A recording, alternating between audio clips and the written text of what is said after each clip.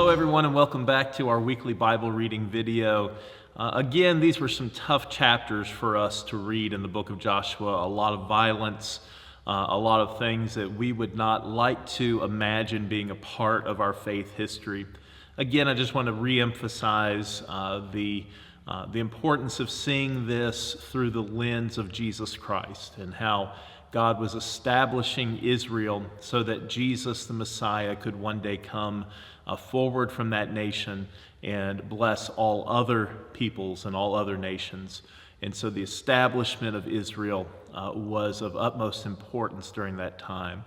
And so we may not be able to understand it if it were just isolated without a view towards the Messiah. But I hope that that is helping you to understand what we're seeing in the book of Joshua, and to understand that God does not wish for us to be a warlike people today, that this was not God's perfect will, but it was God's permissive will working within a very warlike culture, and that God was exercising God's right as holy judge against the people of Canaan. And we see in the chapters that we read today, we see this dichotomy between justice and grace, and we remember that we have to hold both of those in tension, that we cannot let go of justice and just lean so far into grace that we allow for anything to go, but we can't also lean so far into justice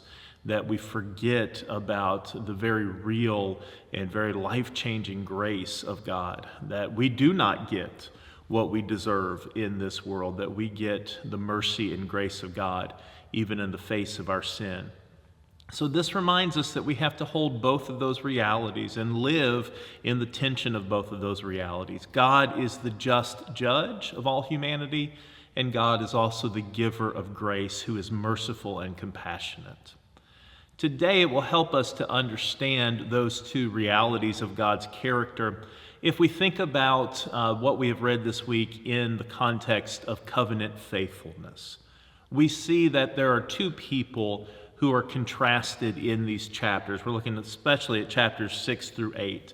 And those two people are Rahab and Achan.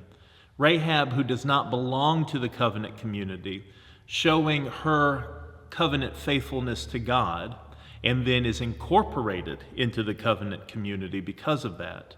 And then Achan, who is a part of the covenant community, but does not display covenant faithfulness to God, and instead shows unfaithfulness, and therefore he is excluded from the covenant community.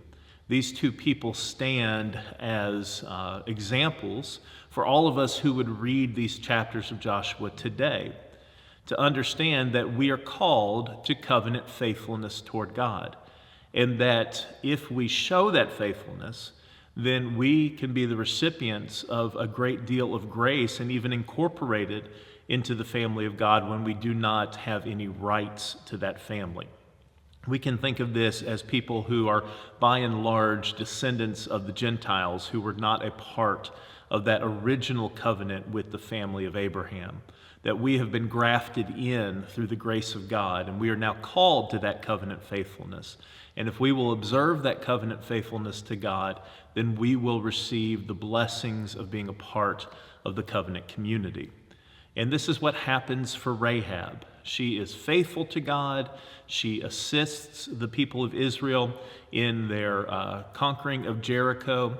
She shows her deference to God, even though she does not have any natural rights to the community of the Israelites, and she is rewarded with salvation. Whereas on the other hand, Achan, who has every natural right to be a part of the covenant community, he is a natural-born descendant of Abraham. He does that which is offensive to God, which God has told him not to do. He breaks covenant faithfulness by taking some of the items that were the spoils of war from Jericho that were intended only for the use in God's service. Understandably here, the tabernacle, but later on, the temple. And he takes some of those things for himself, thus showing himself to be unfaithful. And he is excluded then as he is judged and does not receive the grace of the covenant community, but instead has to face the judgment of God and he is then stoned to death, and those items that he stole are taken back. Again, this is very difficult to read, but if we take a look at these subtexts and don't focus as much on the violence and the things that seem out of character to our own sensibilities and what we know of God, then we can distill it down to understanding some of these basic principles.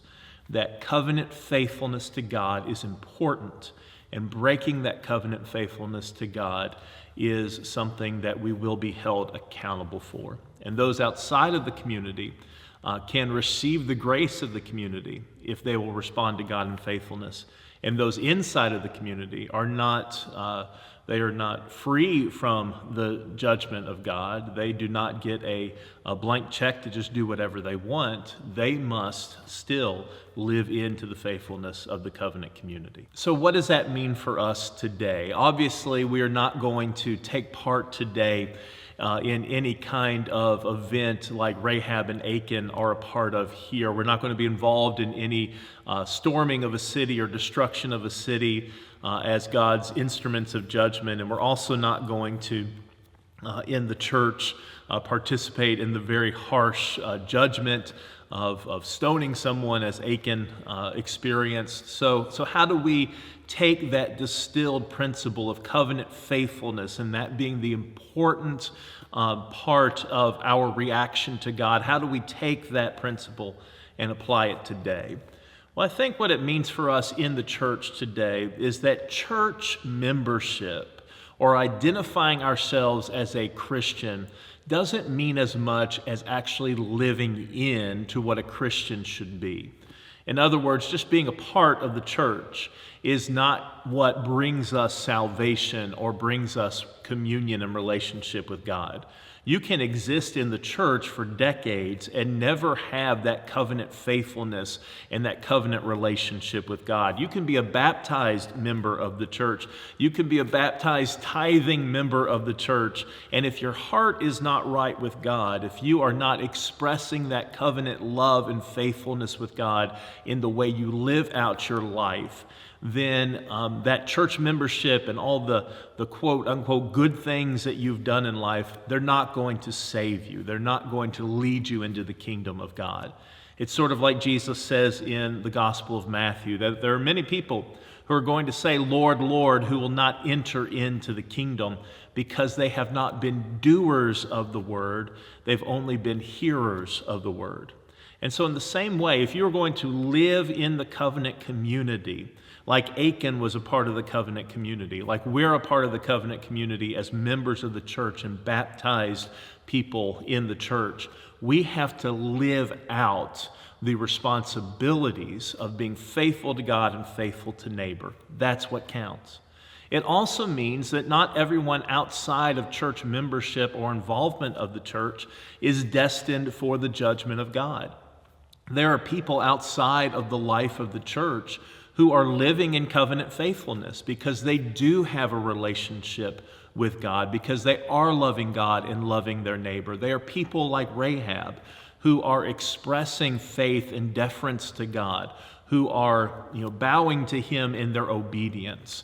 And even though they might not be someone who is a member of the church, or they're not involved in regular church activities or the quote-unquote good things of the church, it doesn't mean that they are not a part of God's covenant relationship. And so what we should do is we should look at people outside the church as just as valuable to God as anyone inside the church.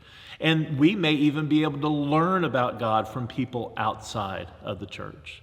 Now, this doesn't mean that we don't invite them into the life of the church, but it does mean that we recognize that it is faithfulness, lived faithfulness to God, that matters in a person's life and in a person's expression of faith. It is not membership in a church.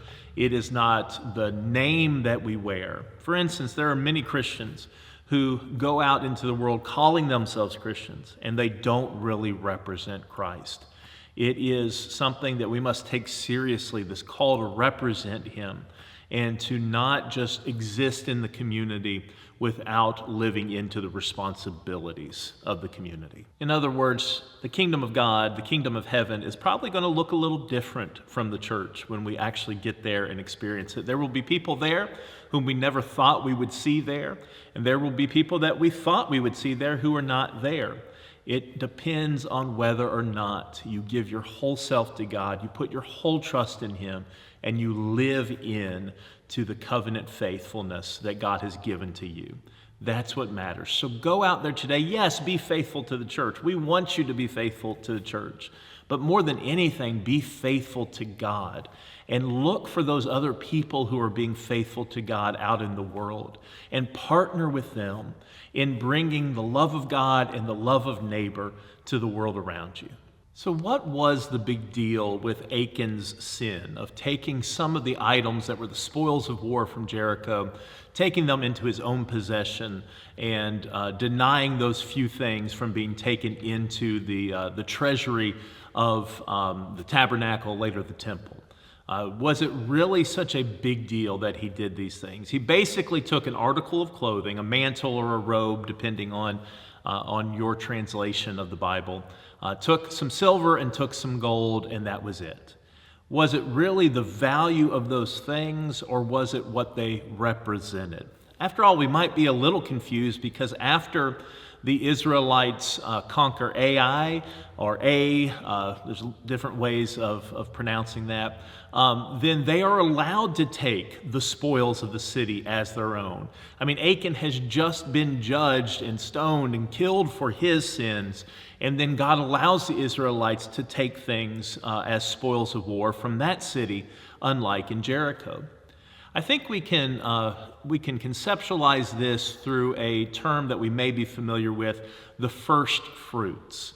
And we see this idea of the first fruits reflected in the law of God that we read in Numbers and Deuteronomy and in Leviticus, which we haven't read yet together, but will somewhere down the line. But this idea of the first fruits was taking the first part of your harvest and presenting it to God as a way of showing God's primary place in your life, but also showing your trust in God, that I can give you what comes first because I know you will continue to give me an abundance. It is the same thought behind why we give our offerings to God, that we are supposed to take that percentage or that amount off of the top and give it to God as an offering. It is to show that, number one, we are giving thanks to God. We recognize that all that we have is a gift from God. But also, number two, it's an act of trust.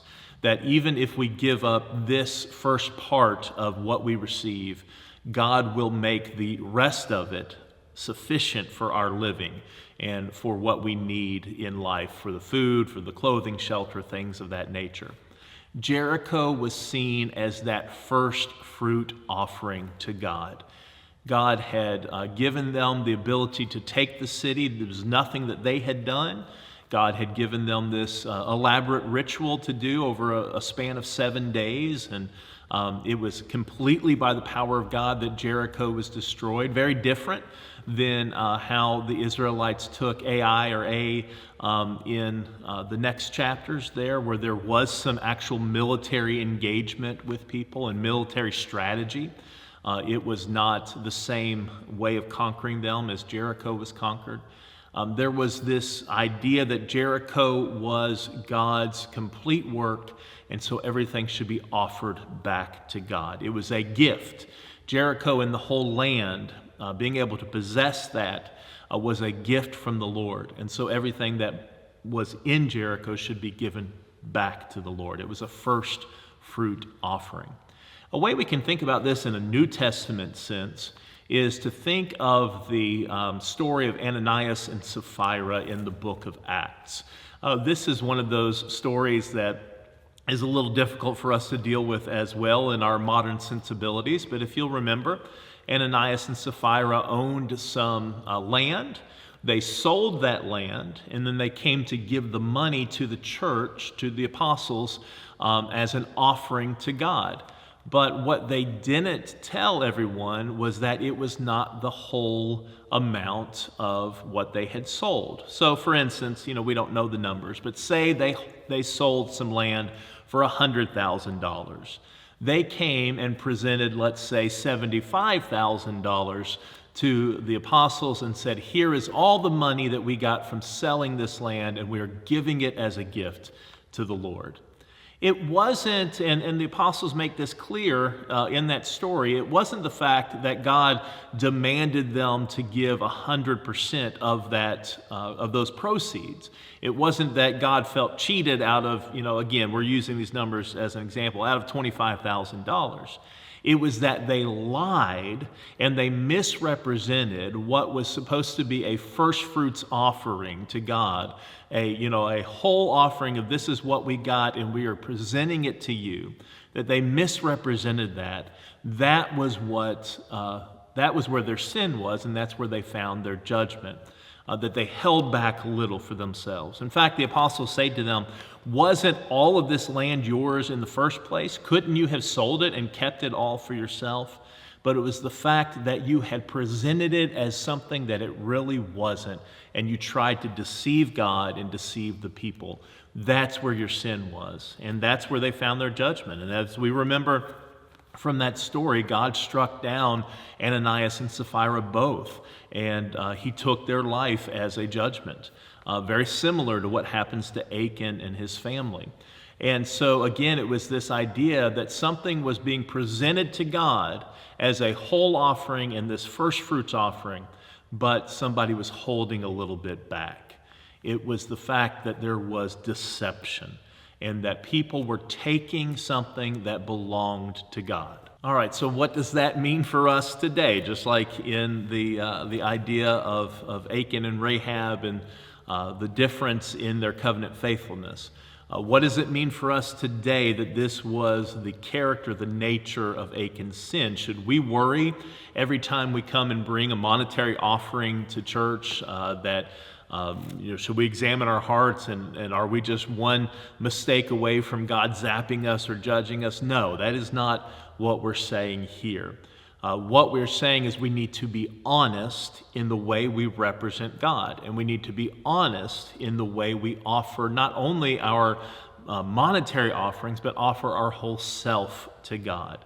It is a reminder not to hide anything from God. You cannot hide anything from God, but to be a person of integrity.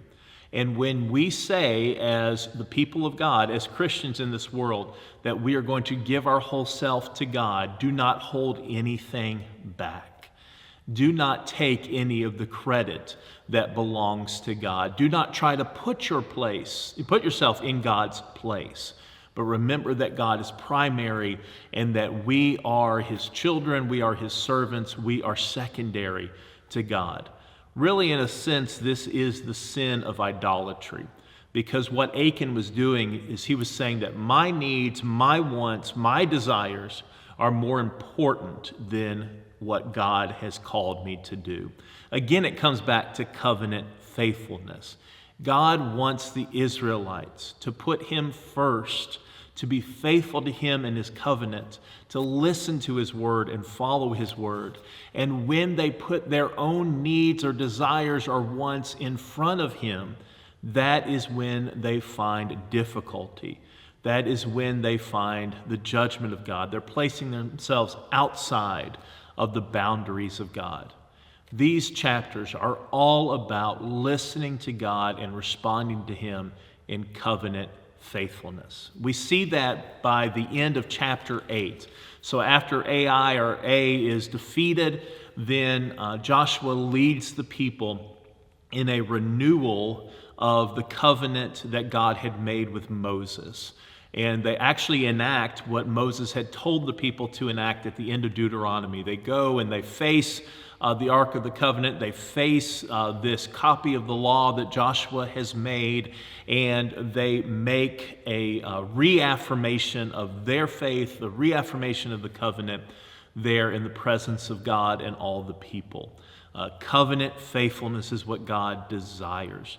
We should not be afraid of God, that God is going to catch us in a little thing if we, make a little small mistake.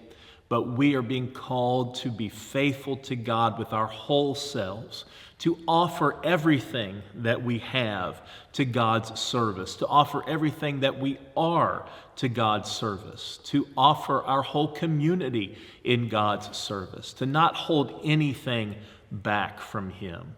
That is the call of these chapters 6 to 8. You are a covenant people.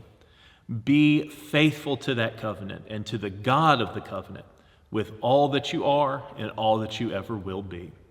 That is the call that we seek to live out in this world, and I invite you to join me as we live out that calling as the faith community of Byron Heritage Church. I hope you have a wonderful week. We're very close to Christmas. Hope you have wonderful celebrations with your family and friends. Come back next week. We will talk about the next few chapters of Joshua, and I'll see you soon. God bless.